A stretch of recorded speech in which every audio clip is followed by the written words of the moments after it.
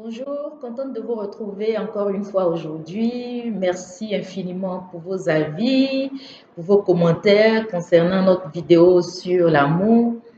J'ai vraiment été édifiée par vos avis, par vos remarques. Continuez de nous écrire, continuez de nous appeler et faites vos remarques. C'est comme ça que nous allons nous améliorer. Et likez sur nos différentes vidéos afin que nous puissions en faire davantage, davantage. Et cela pour la gloire de Dieu. Aujourd'hui, je voudrais parler d'une erreur que nous faisons souvent dans notre vie, dans notre marche. Tout le monde, hein, moi-même je fais partie, nous avons tendance à vouloir ressembler aux autres. Nous avons tendance à vouloir faire comme les autres. Et nous regardons autour de nous, dans notre milieu, il y a des personnes qui nous plaisent, des personnes que nous apprécions. Ça peut être un pasteur, ça peut être un politicien, ça peut être un chef d'entreprise, une mère de famille, un père qui semble exemplaire, mais vraiment des personnes qui sont des modèles pour nous, que nous regardons. C'est vrai, c'est une bonne chose d'avoir des modèles et d'essayer de leur ressembler. Mais nous ne pouvons pas faire exactement la même chose que ces personnes. Nous ne pouvons pas vivre leur vie. Nous ne pouvons pas faire textuellement ce que ces personnes ont eu à faire dans la vie. Parce que Dieu nous crée différents et nous avons des vies singulières. Donc nous ne pouvons pas chercher à copier exactement ce que l'autre fait. Et souvent, lorsque nous cherchons à copier, cela exprime réellement que nous ne savons pas ce à quoi nous sommes destinés. Chacun a une vie, chacun a une destinée, et ces destinées-là sont dans les mains de notre Dieu. Quand nous regardons dans la Bible, il y a plusieurs cas de personnes dont la Bible parle qui ont eu des expériences extraordinaires, mais ces personnes-là ont des expériences qui, bien que extraordinaires, sont singulières. Je regarde par exemple Abraham. Abraham a dû quitter son pays. Il a quitté son pays, il est allé dans un autre pays. Il a quitté sa famille, arrivé à un certain moment. C'est vrai que quand il quittait son pays, il est allé avec son père et son neveu. Mais bien plus tard, il a dû même se séparer de son neveu pour pouvoir rentrer dans la destinée que Dieu avait prévue pour lui. Euh, à côté d'Abraham, il y a Esther, la reine Esther. Elle a été reine alors qu'elle était avec son oncle dans un autre pays en exil.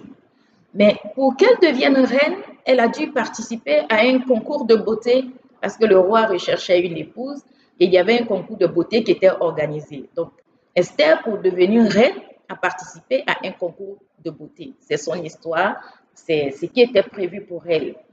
Nous avons Jacob, le père des 12 tribus d'Israël. Alors, lui, par exemple, il était amoureux d'une fille. Il voulait l'épouser. Le beau-père a donné 7 années pour qu'il travaille et mérite sa femme. C'était un peu une dot qu'il payait de la sorte. Mais au bout de 7 ans, le beau-père a décidé de ne pas lui donner son épouse. Il a préféré lui donner l'aînée parce qu'il ne pouvait pas marier la deuxième pendant que l'aînée n'était pas mariée. Jacob a accepté encore 7 autres années avant de pouvoir avoir celle à laquelle il tenait tant. Et ça, c'était pour Jacob, c'était sa vie, c'était singulier à lui. Il y a aussi Moïse. Moïse, c'est l'ami de Dieu. Quand nous lisons son histoire, c'est vraiment l'ami de Dieu.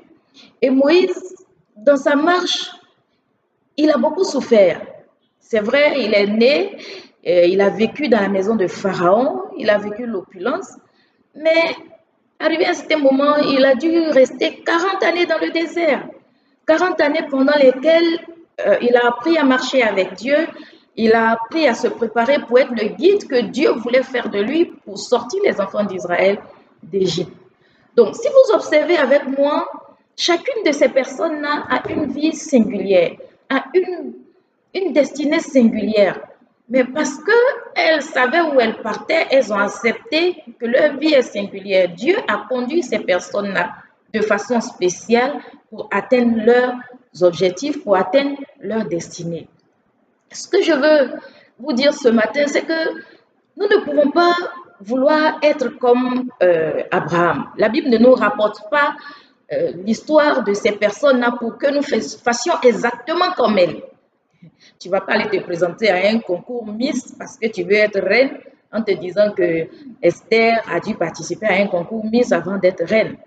Tu ne vas pas aller rester dans le désert pendant 40 ans en te disant que Abraham a dû faire cela avant, pardon, pas Abraham, Moïse a dû faire cela avant de pouvoir conduire les enfants d'Israël.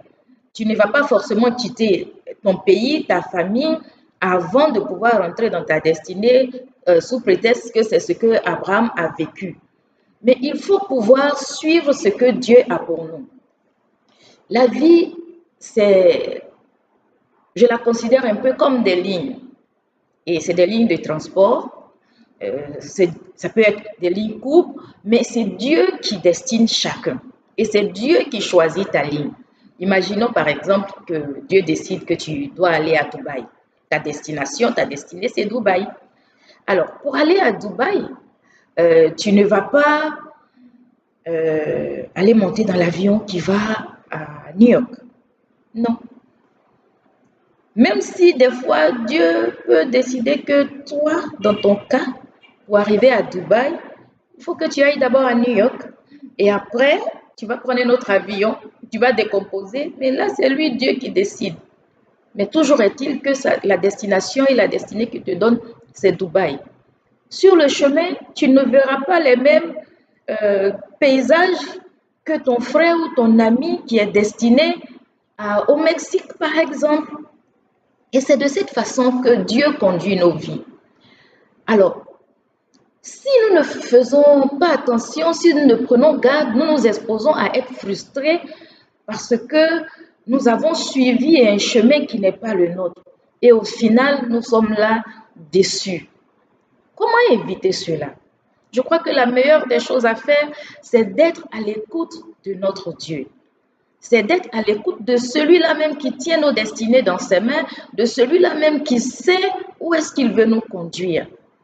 Et Jésus s'adresse à nous lorsqu'il parle dans Matthieu 16, au verset 24, en disant, « Alors Jésus dit à ses disciples, « Si quelqu'un veut être mon disciple, qu'il renonce à lui-même, qu'il se charge de sa croix et qu'il me suive. »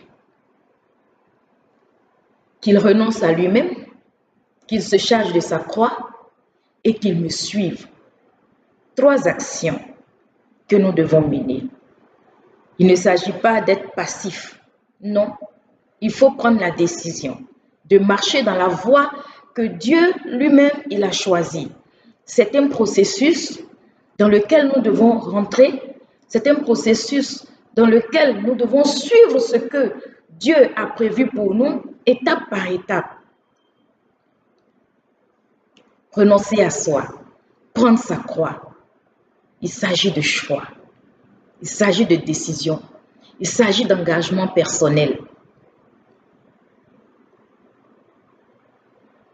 Alors, aujourd'hui, je veux prier pour chacun d'entre nous, pour chacun d'entre vous.